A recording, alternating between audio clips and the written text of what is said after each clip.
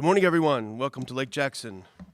I want to echo my colleague Chris's appreciation for everyone who's here, everyone who made it happen financially, and everyone who physically made it happen by showing up. It means a lot to us. Very touching. We talked about it before. So the story of my talk began probably in early February, and I wrote a little update to our subscribers about it. I was rather more sanguine than I am now, I'll be honest with you. I was going to talk solely about the mind-blowing aspect of understanding the exposure of the real undercore of our foreign policy. But then things sort of went a little bit south over the past few weeks. You know, he hit the ground running, President Trump, and then did some boneheaded things, in my opinion. So I went from my title being Looking Through the Matrix to now the good, the bad, and the ugly. And so I'm going to have more of a reflection than a proper speech, so to speak. I just want to make some observations on these three categories. So in the good category, and I will say there are more good than bads, so, and there's only one ugly, but it's pretty ugly. So the good, the first one I would say, and this is my own bias, obviously there's plenty of others that we could talk about, but the expose of USAID and through that the entirety of our foreign policy and foreign aid system, or scam you would say. Because what it showed us when we actually saw what happened is an unbelievable spider web reaching throughout the entire world, manipulating not only policies and politics and who gets elected in Burkina Faso or what have you, but manipulates our very perception of reality. And that's where it starts. Spending, budget, that's very important, but it starts with our perception of reality. And what we found out is that USAID wasn't mucking around everywhere else. It was mucking around in our own minds, and that's critical. And I'll just give one example. So we learned when we had this exposure of what was going on that 90% of the independent newspapers in Ukraine were actually funded by the United States government. Now, on the one hand, you could look at it from a fiscal perspective. Gee, that seems like a waste of a lot of money. Why are we propping up their papers? But there are other things that are actually more insidious about this. And one of them is actually very, very physical and a real threat. Because if you think about it, in the intelligence world, yes, of course, there's SIGINT and there's HUMINT and there's all these sort of different ways of covertly collecting information. But the number one way our intelligence agencies collect information is through open source intelligence. They read newspapers. And we have legions of spooks out there reading newspapers and reading blogs and watching the Liberty Report and God knows what else they do. So what happens when you have 90% of the independent newspapers in Ukraine covertly funded by the U.S. government? And very actively, by the way, because there have been some reports from some of the editors saying, well, we won't touch that story, we won't do this, we won't do that. Well, everyone looking to these for open source intelligence is getting a false perception of what's happening in Ukraine. It's a loop, it's a closed loop. And I have been wondering, because I followed it very, very closely, way back when I was working for Dr. Paul on the Hill in 2006 in the Orange Revolution, 2004, whenever. Been following it very closely, but particularly since 2014 and particularly since 2022. And I'm sitting here, and I'm reading a lot of things, but I'm sitting here thinking, how are they getting it so wrong? Russia's losing. Russia is about to go under. Ukraine is winning. All of this, the whole narrative that we heard since the invasion in 2022. How are they getting it so wrong? Well, it's clear now that all of these subsidized publications by the U.S. government were feeding back into the intelligence agencies who are reading them and then reporting to their bosses, and it goes up the chain. Mr. President, Ukraine is winning. Look, it's in the papers. It's in the Ukrainian papers. And no one says, well, who funds those papers? And we did. And so that, I think, is enormous because Ukraine is one tiny example. Literally every country on the earth. And Viktor Orban, the Prime Minister of Hungary, he pointed it out. All of these opposition papers in Hungary, as soon as USAID money dried up, they just went away. They disappeared, literally disappeared. So I think this is a massive, massive win for our minds to understand. And for the average American to understand that USAID and all of the U.S. foreign aid is not about people going around helping some people who had an earthquake or a flood. Let's rebuild this. No, that's not what they're doing. They're doing something else. They're, as David might say, they are providing the infrastructure for a neocon foreign policy, this idea that we have to be the ubiquitous force in the world. And that's what they're doing. And they're playing with our minds to do it. So that is a very, very important. Now, David mentioned Doge. I think that is very important as well, but I won't go into it as much, other than how it affects the perception of reality. Because all of a sudden, you're seeing an enormously critical mass of Americans saying, oh my God, we really don't need this much government. They could send everyone home and we wouldn't notice. In fact, they've been at home for years and nobody has noticed. They have second and third and fourth jobs. And so that is very important, you know. It's prevailing culture that is always the leading edge of change. And now all of a sudden that prevailing mindset, all of a sudden, oh my God, we don't need a Department of Education. That was unheard of. As David said, they've been trying to get rid of it since the 80s. So that's very important. And on top of that, it's popular. Doge is popular. We talked about it on the Liberty Report. Poll after poll, people like this idea. This really is our moment, all of us in this room. People like the idea of getting rid of government in a very physical way, and that is a very good thing. Now, I would say related to the first one is the deconstruction of Voice of America, RFE-RL, Radio Free Europe, Radio Liberty, which I think just happened last week. This was a source for U.S. propaganda lies.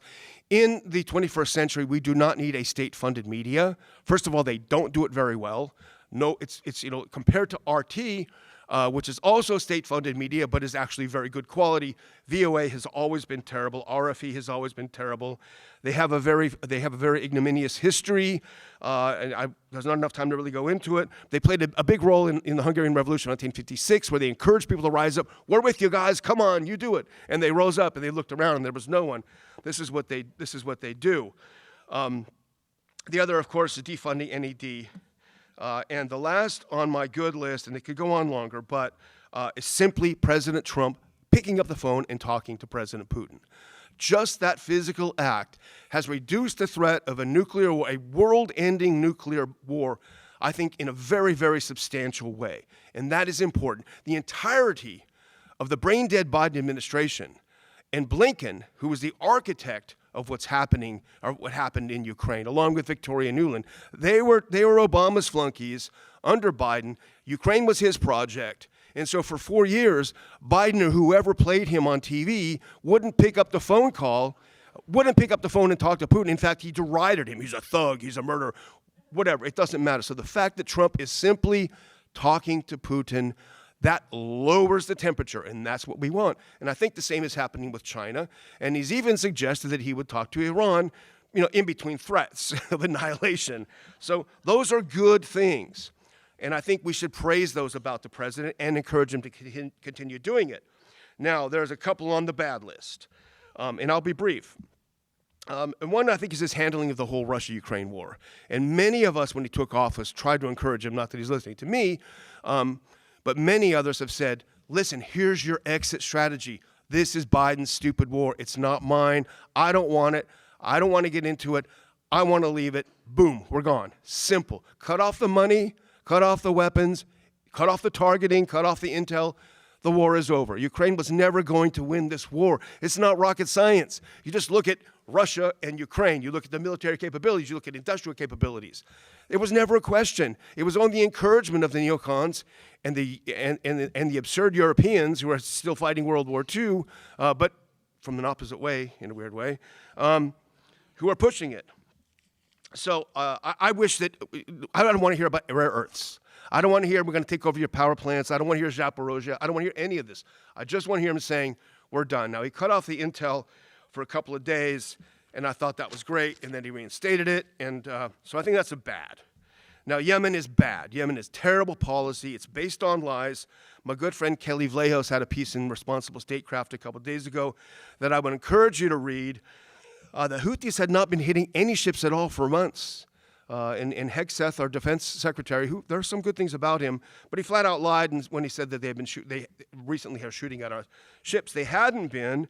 And as Thomas Massey, I think a hero to most of us here, maybe all of us, he pointed out when Trump decided to start bombing Yemen that this Red Sea corridor is really not important to us. In fact, he said, I was talking to Grok, and Grok said, we're not even the top 5 countries that benefit from these shipping lanes. We just don't use them. They're more for the Europeans than for us.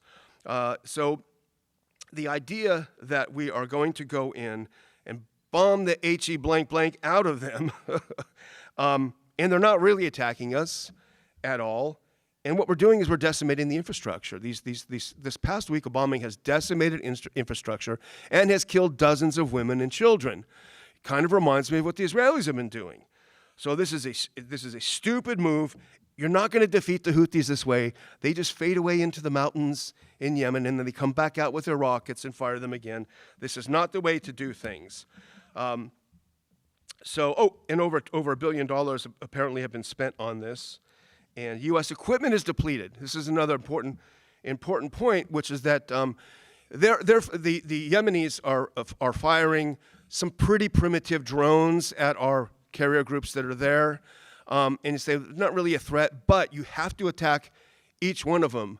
A good friend of mine, Bill Scriver, wrote a piece yesterday about this. And typically what you do is you have to fire 2 counter missiles to intercept a drone or anything incoming. That's just standard practice. Guess what? We don't have any left. We gave them all to Ukraine. So we have severely depleted stocks. We don't have the industrial infrastructure to rapidly start remanufacturing these.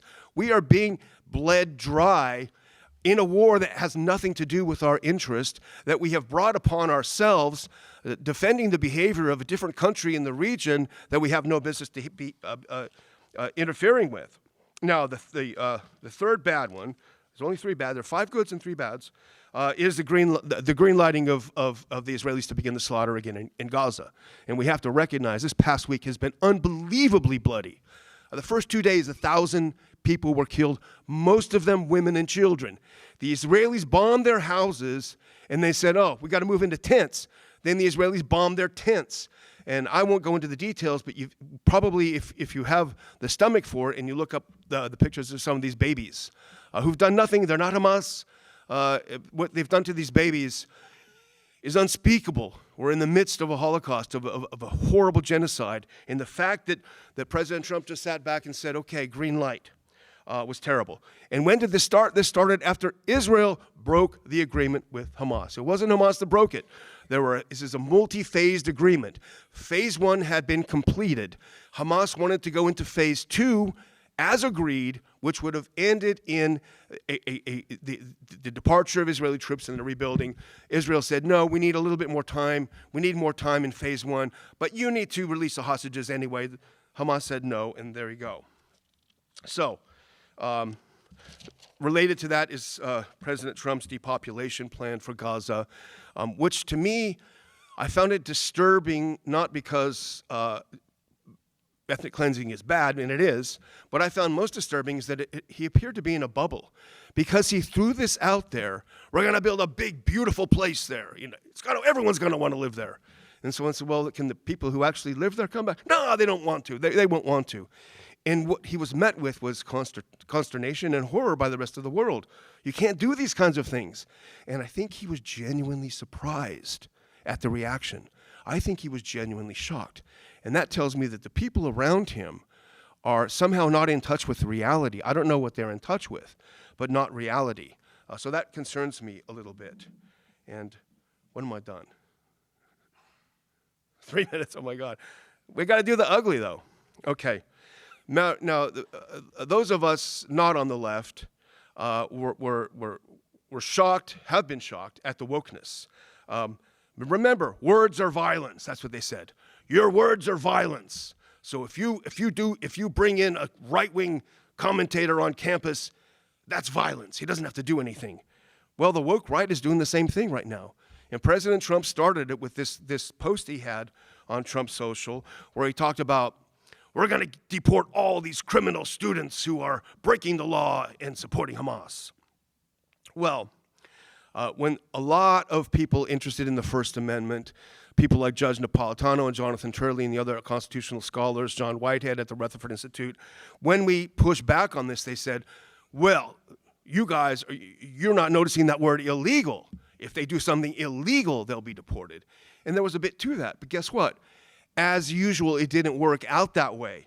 Because Mahoud Khalil is a grad student at Columbia, and I'm sure a lot of you have heard about this person. I don't really know his political views. I guess he's probably pro-Palestine. I don't really care, quite frankly, but he's certainly been demonized. He participated in protests at Columbia University. Trump yanked their money, $400 million, because of this, that and other things, because of having the protests. He was protesting against the Israeli slaughter of Gaza. He doesn't like the U.S. support for Israel's slaughter in Gaza. And here's the thing. Not only did he not break the law, he wasn't even accused of breaking the law. They didn't come there with a warrant and said, here, we suspect you of, blowing up a building or whatever. Nothing. Plainclothes agents from the Department of Homeland Security banged on his door in the middle of the night. His wife is an American citizen. He's a permanent resident of the U.S., a legal permanent resident. Banged on his door, banged down his door, ripped him away from his wife. They would not identify themselves to him. He had no idea who was taking him out of his house. Wife is 8 months pregnant with their first child. And this is up in New York and Columbia. Boom, they take him down to Louisiana, which is what they always do. And he has no idea what's going on. And here's the thing that's very troubling, and this is why I think it's ugly. If he had been out there at Columbia starting to burn a flag, they would say, well, that's protected speech. I'll accept that. Yeah, we may not like it, but that's protected speech. If he was holding a sign that said, down with Canada, Germany sucks, that would have been okay. That's fine. But the fact is he didn't like the policy of one particular foreign country, and that is the problem, and that is why he was arrested and faces deportation. Now, people will say, well, the First Amendment has its limitations. It doesn't apply to non-citizens. Of course it does. And anyone who doubts that, read Tom Woods, read Judge Napolitano. The framers of our Constitution, we don't have time to go into it, they recognize free speech not as a grant by government, as a recognition of the state of man given to us by our Creator, whoever you believe that might be.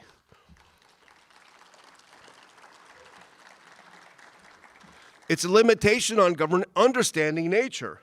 And sadly, Khalil is not alone.